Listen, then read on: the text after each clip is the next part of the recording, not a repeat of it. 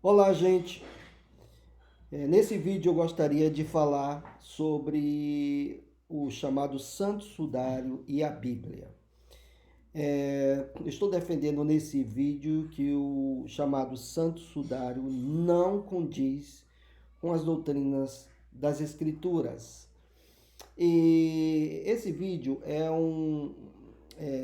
é para exatamente melhorar os meus argumentos que eu fiz no canal do Lucas Banzoli, né? Então, eu vou seguir alguns pontos. O primeiro ponto que nós vamos falar é sobre as pesquisas do carbono 14 e a dicotomia científica. O segundo ponto é que nós vamos falar que a complexidade e religiosidade ou até mesmo uma demonstração de milagre, não significa que venha de Deus, mas tem outras fontes. Terceiro, o problema com as escrituras, que o chamado Sudário de Turim pode ter, né, se afirmarmos que vem de Deus. O quarto, nós vamos falar sobre o silêncio dos apóstolos e dos pais da igreja. E o quinto, nós vamos falar um pouco sobre a prova da ressurreição de Jesus Cristo. Então, o primeiro ponto que nós vamos falar é sobre as pesquisas do carbono 14. Muito bem. Em 1989, um grupo de cientistas resolveram colocar em prova a mortalha de Turim ou o sudário de Turim em três lugares diferentes, três grandes universidades nos Estados Unidos, no Arizona, em, em Oxford, na Inglaterra e em Zurique, né, na Suíça. E eles fizeram esse artigo científico que eu vou mostrar agora para vocês, né? Esse foi o primeiro artigo na revista, exatamente na revista Nature, né, em 1989, com o tema Datação por radiocarbono do sudário de Turim. E eles escrevem exatamente nessa introdução: amostras muito pequenas do sudário de Turim foram datadas por espectroscopia de massa do acelerador em laboratório no Arizona, Oxford e Zurique. Como controles, três amostras cujas idades foram determinadas de forma independente também foram datadas. Os resultados fornecem evidências conclusivas de que o linho de sudário de Turim é medieval. Então, eles concluem aqui que o sudário de Turim é medieval.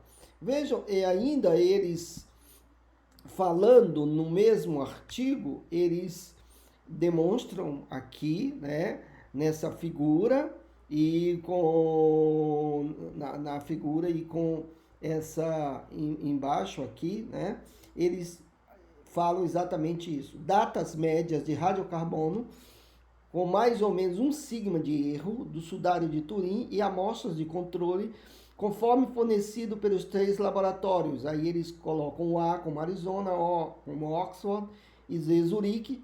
Veja também a tabela 2. A mortalha é a amostra 1, essa amostra aqui, que eles dizem que exatamente daria, né, na idade que eles dizem que é entre 1260 e 1390, o decaimento do carbono. E aí eles chegaram a essa data aqui, do ano Domini, né, com pelo menos 95% de confiança. No entanto, houve muitos artigos que tentaram refutar essa amostra, afirmando sobre a sua contaminação. Um artigo, que é um dos artigos que foi especificamente, foi exatamente esse artigo aqui, né, com o nome Estudos sobre a amostra de radiocarbono do sudário de Turim, né? E aqui vejam que eles demonstram que a pesquisa que aconteceu, né, nos 3 laboratórios, admitem aqui que com 95% de confiança, certo? E eles dizem que isso foi uma surpresa, mas aqui eles tentam, em poucas palavras, refutar, dizendo o seguinte, que eu quero que vocês entendam. Estimativas preliminares das constantes cinéticas para a perda de vanilina e lignina indicam uma idade muito mais antiga. Notem que aqui eles usam outro artifício que não é o carbono 14. Eles abandonaram aqui o carbono 14.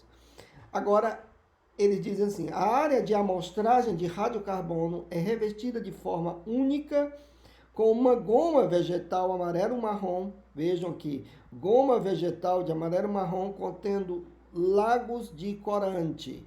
Goma vegetal e lagos de corante. Resultados de uma pirólise e espectroscopia, de observações microscópicas e microquímicas, provam que a amostra de radiocarbono não fazia parte do tecido original do sudário de Turim. Assim, a data de radiocarbono não era válida para determinar a verdadeira idade do sudário.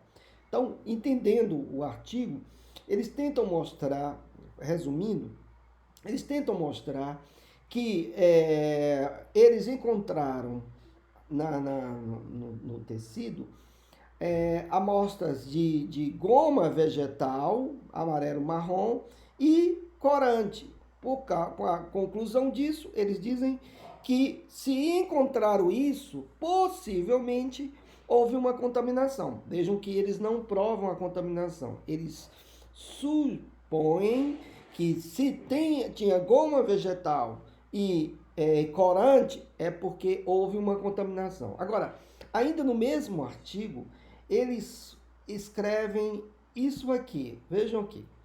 A amostra de carbono havia sido tingida. O tingimento provavelmente foi feito intencionalmente. Notem que eles dizem que foi feito intencionalmente, né?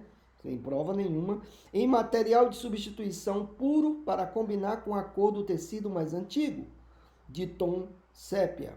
A goma é provavelmente da mesma idade que os fios do RAIS e do radiocarbono e não deve ter efeito na determinação da idade. Eles mesmos admitem que a goma não tem efeito nenhum na determinação da idade. Ou seja, eles simplesmente supõem, porque havia goma lá, é que houve contaminação. Mas eles mesmos admitem que nem a goma interfere na determinação da idade. De qualquer forma, essa goma solúvel em água e facilmente hidrolisável teria sido completamente removida, né?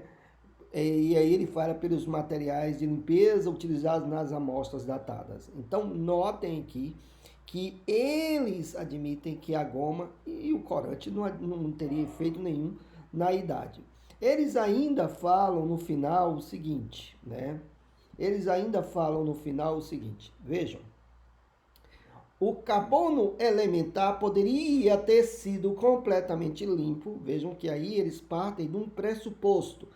Poderia ter sido completamente limpo em ácido nítrico concentrado, removendo assim todos os vestígios de fibras estranhas, sebo de manuseios repetidos e timol absolvido de um procedimento infeliz para esterilizar o relicário do sudário em 1988. Além disso, as amostras separadas forneceriam um aglomerado de datas, sempre um procedimento desejável na arqueologia. Uma nova análise de radiocarbono deve ser realizada no material carbonizado retido da restauração de 2002. Então, notem aqui que eles simplesmente supõem, porque havia goma e corante, então possivelmente teria sido contaminado e aí ter errado nas datas. Né? Agora vejam, tem um outro artigo, foi feito um outro artigo aqui em 2016, né? 2016, na Universidade de Cambridge, certo? Refutando todos os argumentos desses artigos que refutavam os argumentos do carbono, da datação do carbono. Então, notem aqui que eles falaram na introdução exatamente o seguinte, tá? É feita uma avaliação da credibilidade da datação por radiocarbono do sudário de Turim. Os resultados finais citados produziram uma faixa etária de calendário calibrada de 1260 a 1390 DC para o linho de sudário de Turim com um nível de confiança de 95%. É muito nível de confiança muito grande. As medições foram realizadas de forma independente em 3 laboratórios de espectrometria de massa de acelerador, localizados na Universidade de Arizona, Estados Unidos, Oxford e na Universidade Hochberg de Zurique, Suíça, com assistência, certificação e análise de dados fornecida pelo Museu Britânico. Gente, isso é muito sério. O autor conclui que, embora os procedimentos seguidos difiram substancialmente daqueles recomendados em um workshop organizado pela Pontífice Academia de Ciências, os resultados são confiáveis, embora de valor científico insignificante.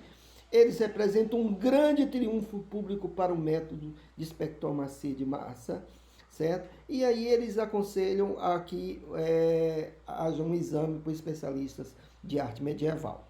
Mas eles ainda falam, refutando aqueles do carbono, o argumento do carbono 14. Eles falam o seguinte: exatamente como Maloney sabe a localização da área mostrada quando o sudário estava dobrado em seu baú prateado, não é mencionado, né? Que foi achado o manto, né? O sudário, e Maloney foi esse que achou. Não é mencionado. De qualquer forma, se a contaminação, olha o argumento dele, se a contaminação fosse de carbono contemporâneo, a 1532, que foi quando aconteceu o incêndio, né, a mistura teria que ser 86% de carbono datando do ano de 1532 e apenas 14% datando do ano zero, porque do ano zero é que vem o decaimento, né? Não é necessário ser um biólogo molecular para reconhecer o absurdo dessa noção de complementação. Apesar disso, aí agora preste atenção que eles vão explicar de onde veio a ideia dessa contaminação de carbono, né? Os autores desse artigo vão dizer de onde veio essa ideia.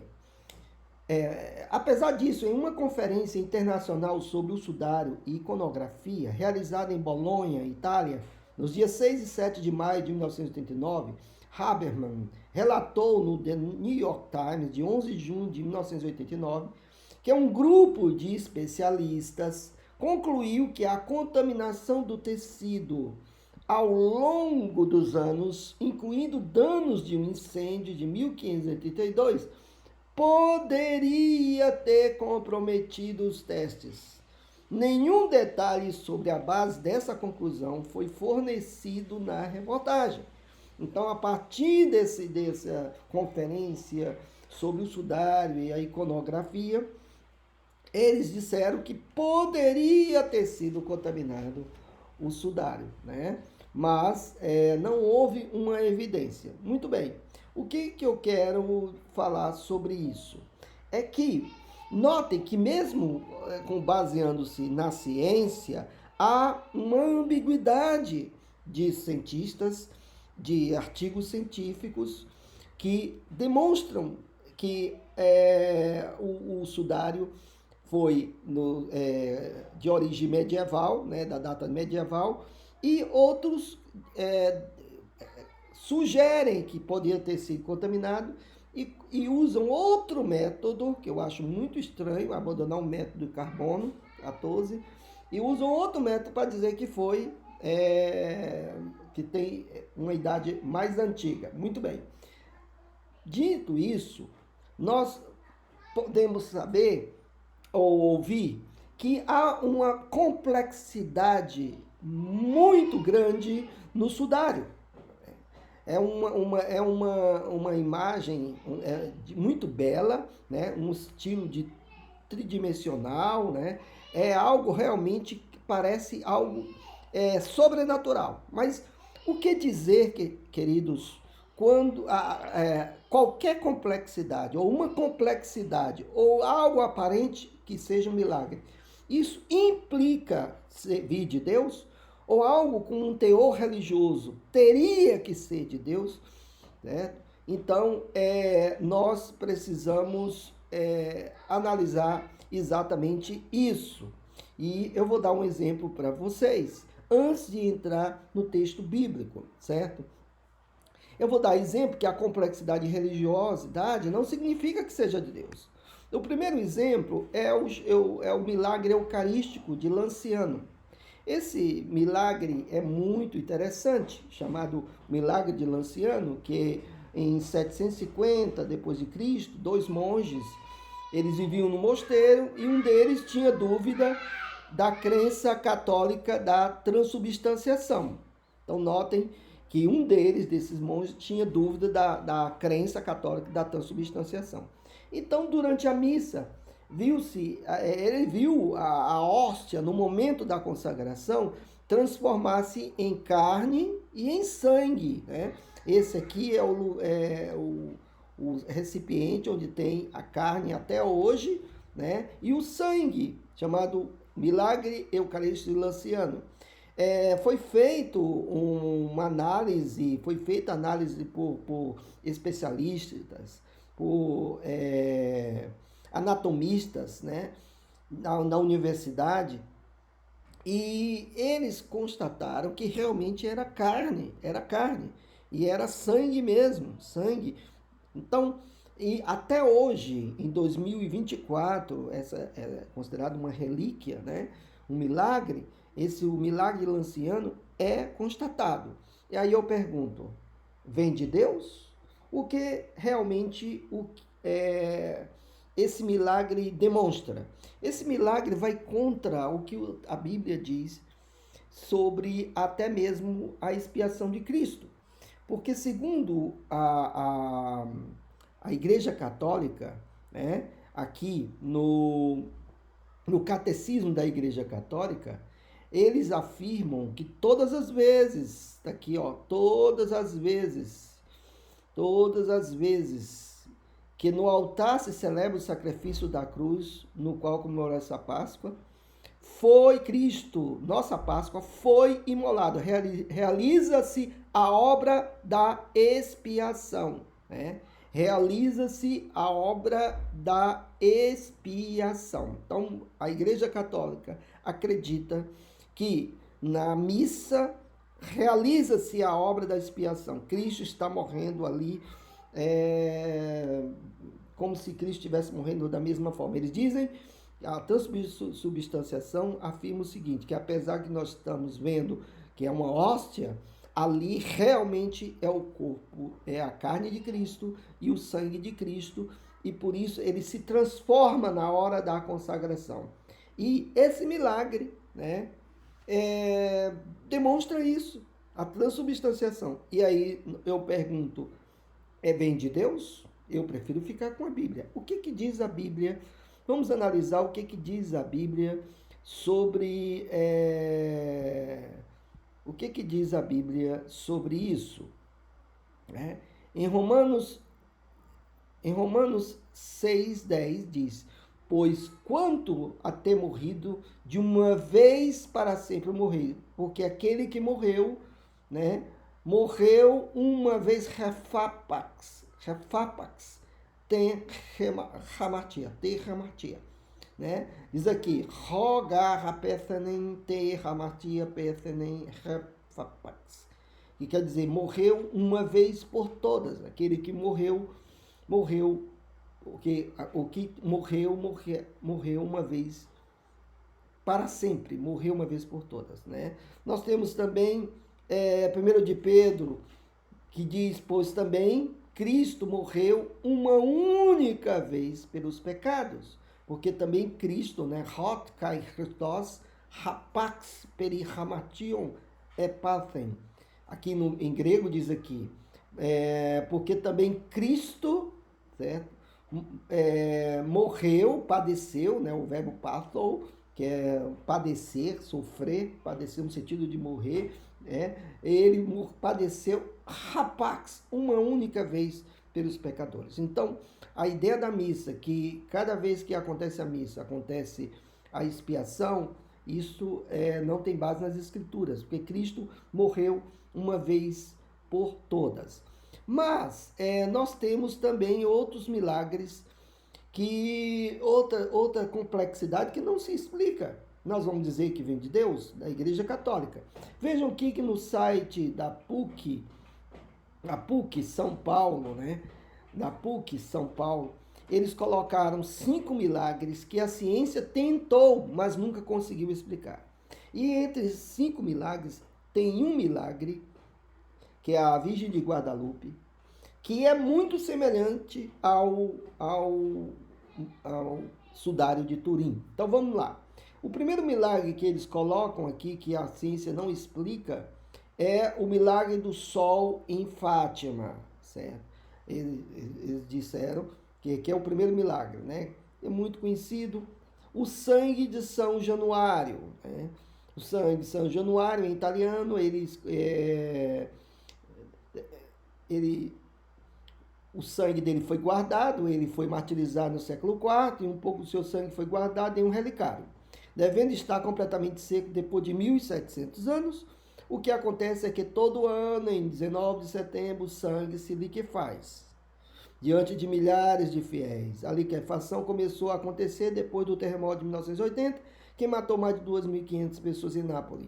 Os cientistas têm muitas teorias sobre o caso, mas até hoje não conseguiram explicar o fenômeno. Vejam que isso é confirmado por cientistas, certo? Mas tem outro milagre também, né? Que é o corpo incorrupto de Santa Bernadette de Lourdes, que é a foto, né? Continua uma exposição na Capela de Santa Bernadette, na França, perfeitamente incorrupto. A primeira exumação foi feita em 1909 e os médicos que realizaram ficaram surpresos ao constatar que o corpo não só não exalava qualquer odor, como também estava em perfeito estado de conservação. A pele se mostrava macia e com consistência quase normal a ser cortada. Eu pergunto, esse milagre vem de Deus? O que isso demonstra? De onde vem isso? O que leva a isso? A idolatria. Mas tem outro milagre mais interessante. Esse se compara ao Sudário de Turim, a imagem da Virgem de Guadalupe. Olha como aconteceu. A imagem da Senhora de Guadalupe surgiu em 1531, quando o índio Juan Diego disse ter visto a Virgem Maria num campo próximo da cidade do México. Como prova, ele apresentou seu manto, um tecido feito de fibra de cacto e de qualidade bem pobre, no qual a imagem de Maria teria sido impressa. Notem bem que foi impressa depois da aparição. O material foi analisado em diversas ocasiões por cientistas que nunca conseguiram determinar como a imagem surgiu sobre o tecido. Era algo muito complexo. Como essa imagem surgiu no tecido? Mais impressionante ainda, não é uma imagem pintada ou estampada no tecido, ela flutua ligeiramente acima do tecido. Igualmente, sem explicação, é a perfeita preservação do manto e da imagem mesmo depois de 500 anos. Eu pergunto, isso vem de Deus? Nunca. Eu vou agora para a Bíblia, né? Demonstrando que a Bíblia vai contra todas essas complexidades. E nós vamos primeiramente ver o texto de Êxodo 20, o verso 4 e verso 5, né? Êxodo capítulo 20, o verso 4 e o verso 5. Eu vou colocar aqui o texto em hebraico, certo? E nós vamos analisar o texto de Êxodo, capítulo 20, verso 4 e verso 5. Vejam o que diz o texto bíblico. Não farás para ti imagem de escultura, nem semelhança alguma do que há em cima nos céus, nem embaixo na terra, nem nas águas debaixo da terra. Não as adorarás, nem lhes dará culto, porque eu sou o Senhor teu Deus, Deus zeloso, que visita a iniquidade dos pais e dos filhos, até a terceira e quarta geração daqueles que me aborrecem. Notem que o texto diz, não farás para ti imagem de escultura em semelhança alguma na terra, no mar, certo? No céu. Agora, no verso 5, explica o verso 4, não as adorarás, nem lhes dará culto, porque o texto não está dizendo para não fazer imagem no sentido absoluto. Não, claro, o próprio Deus mandou fazer querubins, né, em cima da arca, a serpente de bronze. No entanto, o texto, o verso 5, afirma, explica o verso 4, quando diz, não as adorarás, nem lhes dará culto. E aqui eu quero analisar o verbo dar culto ou servir como culto, que é o verbo avad, mas aqui está o verbo tavidim, né? O verbo aqui está na forma ofel, o verbo está no tronco ofel. O que é o tronco ofel? É uma forma passiva do tronco ifil. E o tronco ifil tem uma ideia de causa, dá uma ideia de causa, certo? Ou seja, qual é o sentido aqui desse verbo não lhes dará culto? É não fazer, porque o mandamento é não fazer, o verso 5 faz parte do mandamento do verso 4, é não fazer imagem ou não aceitar a imagem que tenha uma causa para adoração, que cause a adoração. Então, esse tronco e fio demonstra exatamente que não se deve aceitar uma imagem que poderia ser adoração. Por exemplo, até uma imagem de uma pessoa, um busto. Se eu vou fazer, se eu aceito aquilo e pode ser adoração à pessoa, a um personagem, isso é contra o mandamento de Deus. Então, como Deus iria permitir a imagem de Jesus Cristo, que é Deus e que poderia ser adorado? Aí alguém diz, mas aí com cada um, os católicos não adoram. Olha o que diz aqui, o que fala o site do Vaticano, o Vatican News, né? Aqui o Papa, diante da imagem do sudário de Turim, e diz, Papa une-se aos fiéis em oração diante do santo sudário. Numa carta ao arcebispo de Turim, o Papa Francisco expressa seu apreço pela extraordinária celebração que se realizará neste sábado santo diante do santo sudário, que morte o Senhor crucificado, em quem confiar para ter a força a fim de superar toda a provação. O Papa Francisco expressa numa carta endereçada ao arcebispo de Turim e bispo de Susa uma celebração extraordinária. Ele diz o seu apreço pela extraordinária ostentação do sudário, diante dele, do sudário, o prelado rezará pelo fim da pandemia e de Covid-19. Ou seja, o Papa usará o sudário de Turim para rezar pelo fim da pandemia e convida os fiéis para fazer a mesma coisa em reza, né? Em oração, e ele está diante do sudário de Turim. Então, é claro, mas tem outro texto muito interessante que eu quero ler com vocês, que está em Deuteronômio 4, 14 e 15. Notem aqui.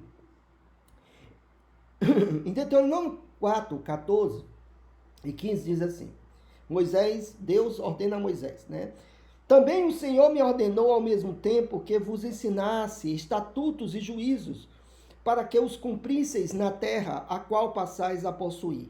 Guardai, pois, cuidadosamente a vossa alma, pois aparência nenhuma vistes no dia que o Senhor vosso Deus os falou em Horebe, no meio do fogo, para que não vos corrompais e vos façais alguma imagem esculpida na forma de ídolo, semelhança de homem ou de mulher. Ou seja, olha o que Moisés está dizendo. Vejam que no dia que o Senhor estava no monte, vocês não viram imagem nenhuma do Senhor. Para quê? Para que não vos corrompais e vos façais alguma imagem esculpida na forma de ídolo. Agora, meus queridos, diante desse texto aí, vocês acham que Deus ia fazer aquela imagem de Jesus, né, no sudário de Turim, sabendo que isso aí poderia trazer adoração? Muitas imagens católicas vêm exatamente dessa imagem de Turim. Então é claro que não, meus queridos, é claro que não. Mas tem outra polêmica que vai contra as escrituras, é que o sudário de Turim, ele afirma que Jesus foi crucificado, ele demonstra que Jesus foi crucificado no pulso. Mas a Bíblia afirma que Jesus, os cravos não eram no pulso, era nas mãos. O cravo era nas mãos. E para isso nós vamos analisar o texto, né? O texto de João, capítulo 20 e verso 20. Vamos colocar no texto original grego, porque é muito importante analisarmos a análise exegética desse texto, né? Veja aqui, no verso 20, né? Dizendo isto, eu estou lendo em grego, né? Kai tu eipon edexen autostais reiras. Diz aqui, e dizendo isto, mostrou-lhes as mãos e o seu lado, kai tem pleural tu, né? E mostrou as mãos e o seu lado, né? Portanto, os discípulos, vendo o Senhor, alegraram-se, né? Os discípulos, vendo o Senhor, alegraram. Vejam que diz o texto que mostrou as mãos e o lado. Mas aí alguns dizem assim, peraí, quando se fala em mãos, isso é um pleonasmo, para mostrar os dedos, para mostrar o punho. Então, quando fala em mão, é porque está falando de punho e dedos. E realmente, alguns comentaristas dizem que quando se fala em mãos, fala-se do punho até os dedos. Mas não é isso que diz o texto. Vamos analisar diante de uma hermenêutica exegese adequada. Vejam o que diz aqui. A hermenêutica analisa-se o texto no seu contexto imediato e no contexto durante as escrituras, como a visão dos apóstolos tinham. Então vamos lá. No verso 25, aqui no verso 25 diz assim, ó. Portanto, diziam-lhe, os outros discípulos diziam-lhe, né? Temos visto Heurakementon Kyrion. Temos visto o Senhor. Mas aquele lhes disse, aquele quem? Tomé, no contexto de Tomé. Se eu não vir, né, amerhidon, entais recialtu, se eu não vir nas suas mãos o lugar dos cravos, tom, helon, e colocar o meu dedo, balo, tom, dactylon, mu, tom, tipon, tom, helon, não colocar o meu dedo no lugar, né, dos cravos e não colocar a minha mão no seu lado, jamais crerei. O me pisteuson. Então vejam bem, uma coisa interessante é que como é que ele vai colocar o punho no lado de Jesus? Ele ia fazer assim, é? É claro que isso é fora de cogitação. Outra coisa, aqui está deixando claro que a mão e os dedos são distintos. Os textos que falam mão, incluindo dedos, aqui o texto está deixando claro que os dedos são distintos da mão. Mas aí alguém diz, não, mas a palavra punho não existia.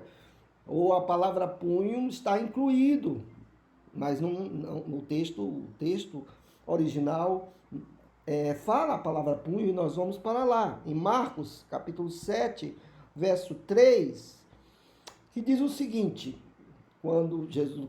Marcos, capítulo 7, verso 3. Aqui, ó. Hoi, gar, farisaion, kai pantes, hoi, judaio, me pigme, nipsontai, tais reiras. Diz aqui, ó. Porque os fariseus e todos os judeus, se não lavarem as mãos com o punho, vejam bem que na língua portuguesa não tem punho, tem a palavra cuidadosamente, um advérbio de modo, né? Os tradutores entenderam que quando se fala com punho, lavar a mão com as mãos com punho, entende que é lavar cuidadosamente, mas no original tem punho, tá aqui pigme, na forma dativa, pigme, né? Com punho. Aquele que lava, né? Se não lavarem as mãos com punho, não comem, né? Kratontos te temperados sintom presbíteros, né? Observando a tradição dos anciãos, observando a tradição, reservando a tradição dos anciãos. Então, notem que aqui as mãos são distintas dos punhos. Não lavar as mãos com os punhos. Por que eles não colocaram não lavar as mãos para incluir os punhos? Então, as mãos estão distintas dos punhos. No Velho Testamento, na Septuaginta, existem várias palavras. Agora, no Novo Testamento, é difícil até você ver numa chave bíblica, porque os tradutores traduziram cuidadosamente, não colocaram a palavra pigme no punho, a não ser que você leia em grego. Eu achei somente um erudito, que é o Dr. Valdir Luz, porque ele traduz ao pé da letra e ele coloca exatamente isso, com punho. Então, por que não colocaram mãos? Né? Então, é claro que essa ideia dizendo que as mãos incluía punhos, dedos, não condiz com análise exegética e hermenêutica. Mas vamos ver agora o silêncio dos apóstolos e dos pais da igreja. Minha gente, raciocine comigo. O apóstolo Paulo, aqui em 1 Coríntios, capítulo 15, verso 3, ele começa a demonstrar à igreja, havia uma controvérsia na igreja sobre a ressurreição de Jesus. Aí ele começa no verso 3 do capítulo 15, antes de tudo vos entreguei, o que também recebi, que Cristo morreu pelos nossos pecados segundo as Escrituras, que foi sepultado e ressuscitou ao terceiro dia segundo as Escrituras, e apareceu a Cefas e depois aos 12, depois foi visto por mais de 500 irmãos de uma só vez, dos quais a maioria sobrevive até agora, porém alguns já dormem. Depois foi visto por Tiago, mais tarde por todos os apóstolos, e afinal, depois de todos, foi visto também por mim, como por nascido fora do tempo. Agora, eu pergunto a vocês, é muito estranho que o apóstolo Paulo querendo demonstrar a historicidade da ressurreição, que ele demonstra a historicidade da ressurreição, foi visto pelos apóstolos, foi visto por Cefas, foi visto por Tiago, foi visto por mim.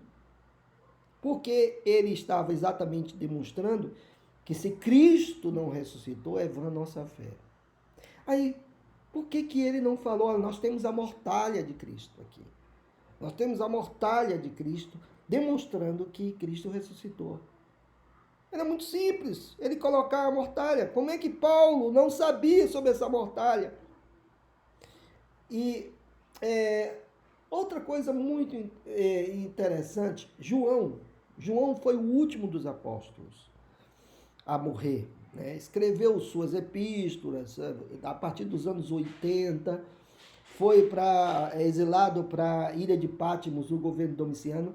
E é muito estranho que João, nem seus discípulos, ou o João, como Papias, não sabiam nada sobre esse sudário. É muito estranho. Nenhum pai da igreja escreveu sobre esse sudário. Há uma tradição dos anos do século VIII, há uma tradição que havia um manto, né? Mas nenhum pai da igreja escreveu sobre isso. Também os historiadores, como Flávio Joséfo, Eusébio de Cesareia, né, do século IV, não havia, um silêncio total. E não havia nenhum relato sobre esse sudário. Agora, mas aí, se o sudário não vier de Deus, ou a nossa fé vai ser abalada à ressurreição? Claro que não. Nós temos um vasto documento que demonstra as próprias escrituras, os manuscritos, documentos do primeiro século, né? Lecionários, que são lições da igreja do primeiro século. Nós temos historiadores, nós temos os próprios historiadores, como José, que falou claramente da ressurreição de Jesus, Eusébio e muitos outros que nós podemos nomear aqui, de cartas, né, que falaram da ressurreição de Jesus Cristo. A falta da refutação do corpo. Se os apóstolos estavam falando da ressurreição de Jesus e alguém sabia do corpo de Jesus, é muito simples. Está aqui, ó, essa religião é uma farsa. Está aqui o corpo de Jesus. E claro que não havia, né? E também nós podemos ver a falta de comprovação com o sudário. E aí eu quero terminar, queridos, com uma palavra de Jesus em Lucas 16, verso 27 a 31. Na parábola do rico e do Lázaro. O rico pedindo a Abraão para que mandasse Lázaro molhar a ponta do seu dedo na sua língua. Então replicou: Pai, eu te imploro que o mandes à minha casa paterna, porque tenho 5 irmãos, para que eles dê testemunho, a fim de não virem também para este lugar de tormento. Respondeu Abraão: eles têm Moisés e os profetas, ouçam-nos. Mas ele insistiu: não, pai Abraão, se alguém dentre os mortos for ter com eles, arrepender-se-ão.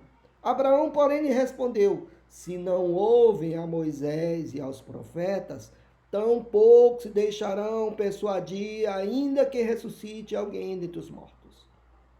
Se não ouve, eu vou fazer uma paráfrase, uma